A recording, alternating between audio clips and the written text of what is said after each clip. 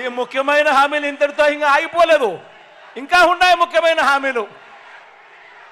అర్హులైన వారందరికీ 3 సెంట్ల స్థలం, అర్హులైన వారందరికీ 3 సెంట్ల స్థలం, కట్టుకునేందుకు పక్కా ఇల్లు. ఇందులో ముఖ్యమైన హామీగా రాశాడు. పేదలందరికీ, అర్హులైన వాళ్ళందరికీ 3 సెంట్ల స్థలం, కట్టుకునేందుకు పక్కా ఇల్లు. నేను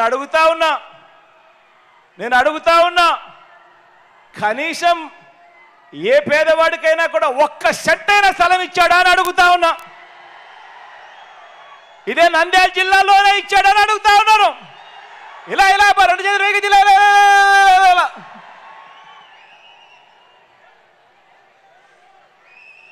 10,000 కోట్లతో బీసీ సబ్ ప్లాన్, చేనేత, పవర్ లూమ్స్ రుణాల మాఫీ అన్నాడు.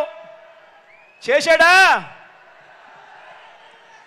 మహిళల రక్షణ కోసం ఉమెన్ ప్రొటెక్షన్ ఫోర్స్ ఏర్పాటు చేస్తామన్నారు. మహిళల రక్షణ కోసం ఉమెన్ ప్రొటెక్షన్ ఫోర్స్ ఏర్పాటు చేస్తామన్నారు. రాష్ట్రాన్ని సింగపూర్కు మించి అభివృద్ధి చేస్తామంట. ఇందులో రాశారు రాష్ట్రాన్ని సింగపూర్కు మించి అభివృద్ధి చేస్తాము అని. ప్రతి నగరంలోనూ హైటెక్ సిటీ నిర్మిస్తామన్నాడు. మన నంద్యాలలో ఏమైనా కనిపిస్తా ఉందా హైటెక్ సిటీ?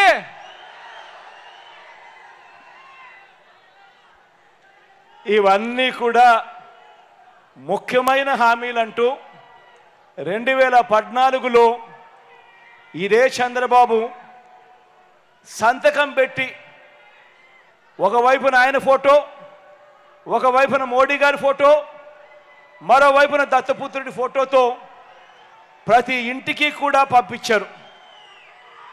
ఇదే చంద్రబాబు, ఇదే దత్తపుత్రుడు, ఇదే మోడీ గారి ఫోటో, వీళ్ళు ముగ్గురు కలిసి చంద్రబాబు నాయుడు గారి సంతకం పెట్టి ఈ పాంఫ్లెట్ను 2014 ఎన్నికలకు ముందు పంపించారు.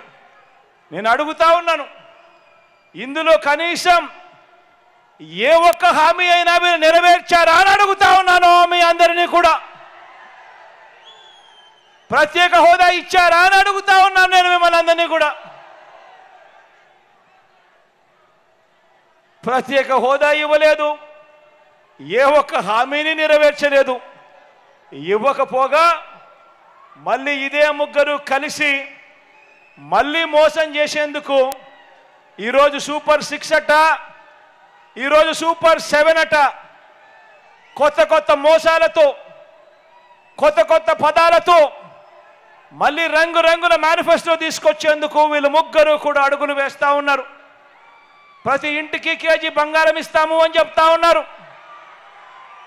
ఈ ముగ్గురు కలిసి ఈసారి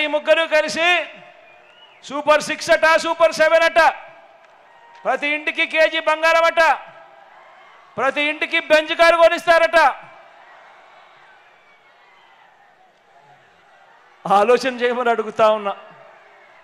రాజకీయాలలో ఉన్నప్పుడు నాయకుడు అనేవాడు ఎలా ఉండాలి అని అంటే, ప్రతి కార్యకర్త కూడా అదిగో మా నాయకుడు, తానే మా నాయకుడు అని కాలర్ ఎగరేసుకొని అదిగో మా నాయకుడు అని చెప్పే విధంగా నాయకుడు ఉండాలి. విలువలు ఉండాలి, విశ్వసనీయత అన్న పదానికి అర్థం ఉండాలి. కానీ ఈరోజు మోసం చేయడానికి, కుర్చీ ఎక్కడానికి, ఏ గడ్డైనా సరే తినడానికి సిద్ధమని అంటా ఉన్న ఇలాంటి అధ్వానమైన పాలకులు ఈ రాష్ట్రానికి కావాలా అన్నది ప్రతి ఒక్కరూ కూడా ఆలోచన చేయమని చెప్పి నేను కోరుతా ఉన్నాను. ప్రతి ఒక్కరూ కూడా దీని గురించి లోతైన చర్చ చేయమని చెప్పి కోరుతా ఉన్నా. ఆలోచన చేయమని అడుగుతా ఉన్నా.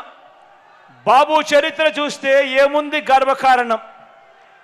బాబు పార్టీ కార్యకర్తలు చెప్పుకునేందుకు ఏమున్నది గర్వకారణం?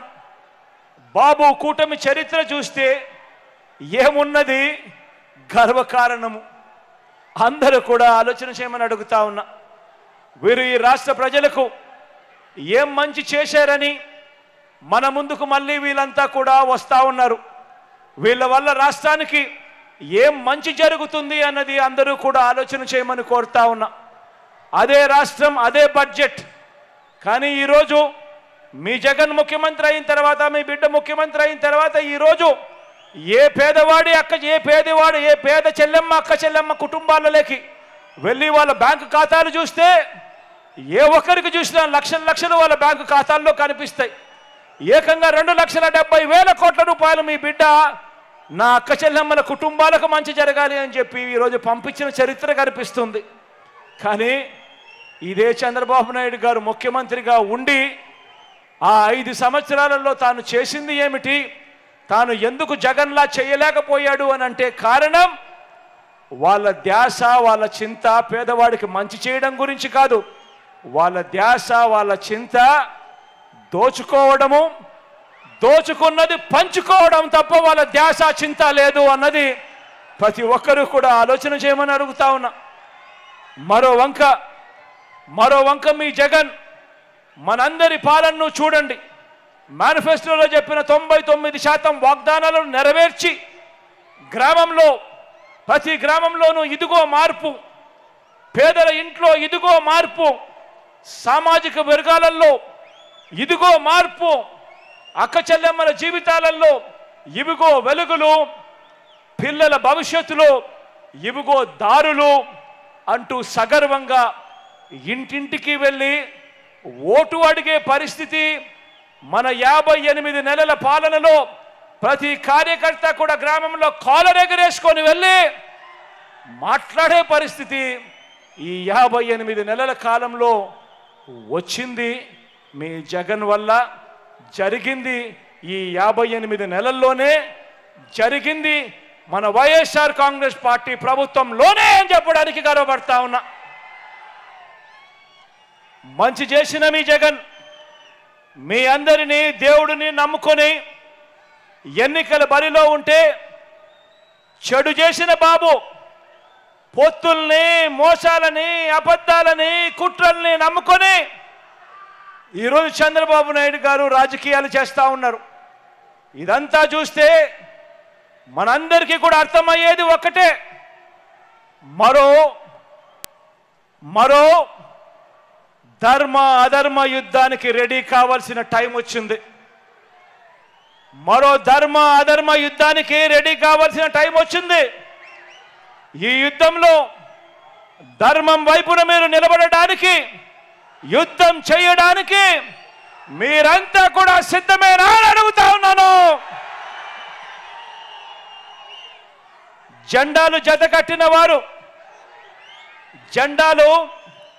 జతకట్టిన వారికి, జనం గుండెల్లో గుడి కట్టిన మనకు మధ్య జరగబోయే ఎన్నికల్లో ఎవరు ఏం చేశారో ఇంటింటికి వెళ్ళి చెప్పడానికి, ఇంటింటికి వెళ్ళి అర్థమయ్యేలా చెప్పడానికి, ఓటు అడిగేందుకు మీరంతా కూడా సిద్ధమేనా అని అడుగుతా ఉన్నాను.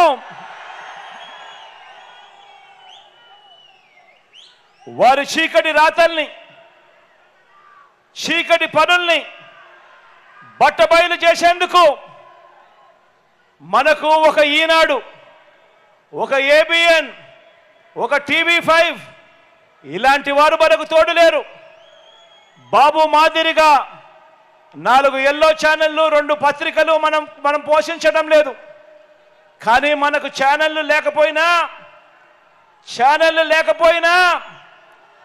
సెల్ ఫోన్ ఉన్న ప్రతి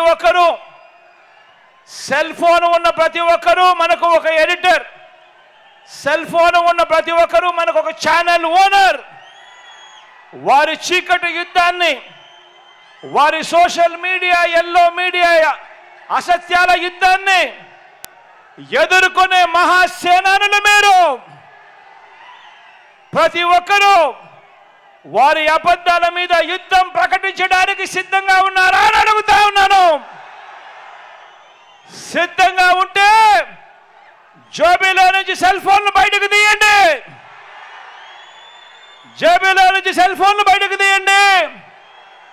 ఇందులో లైట్ బటన్ ఆన్ చేయండి. సెల్ ఫోన్లు బయటకు తీయండి, లైట్ బటన్లు ఆన్ చేయండి.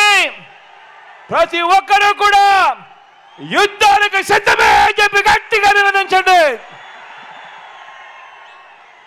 విశ్వసనీయతకు వంచనకు మధ్య జరుగుతా ఉన్న యుద్ధంలో మీరంతా కూడా సిద్ధమేనా అని అడుగుతా ఉన్నాను. పేదవాడి భవిష్యత్తుకు అండగా నిలబడేందుకు మీరంతా సిద్ధమేనా అని అడుగుతా ఉన్నాను. మంచి చేసిన మనందరి ప్రభుత్వానికి తోడుగా నిలబడడానికి 175కు 175 ఎమ్మెల్యేలను 25కు 25 ఎంపీలను గెలిపించుకునేందుకు పేదవాడి భవిష్యత్తుకు అండగా ఉండేందుకు వెలుగుల బాట కొనసాగించేందుకు ఈ రాష్ట్ర రూపురేఖలను మార్చేందుకు నేను సిద్ధం. మీరు సిద్ధమేనా అడుగుతా ఉన్నాను.